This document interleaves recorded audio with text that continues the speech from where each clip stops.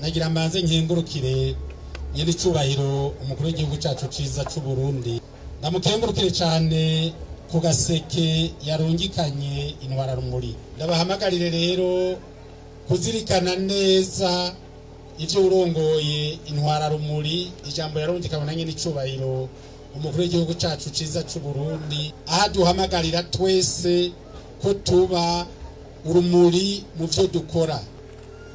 Mpamagarira rero indongozi nazo zizewe n'abene gihugu gushira mu ngiro iyo ngendo yuko vy'ukuri ibibazo by'abatwizeye bibi vyacu tube vy'ukuri urumuri rwabo tubamurikire.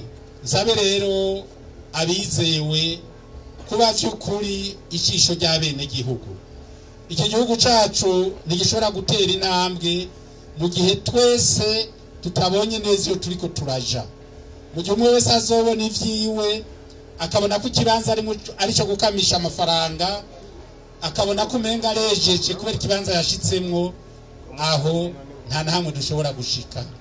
Nagira ndabamenyesha rero yuko intara ya Bujumbura turafise ibishobora kuduteza imbere, ariko kandi turafise n'ibishobora kudusubiza inyuma.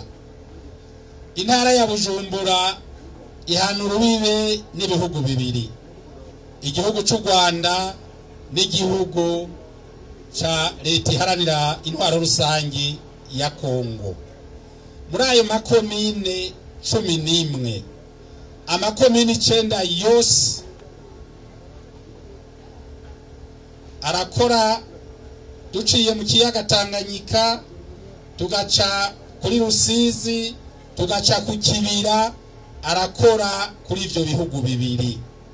Ni kuvuga yuko ku ruhande rumwe ico turashobora kukivyaza umusaruro mu migenderanire hagati y'ivyo bihugu uko ari bibiri, ariko bihindukiye gatoyi umutekano ugahungabana muri ivyo bihugu bibiri, naho haca hagaruka za ngaruka mbi atari nziza zo kuvyaza umusaruro muri ryaterambere.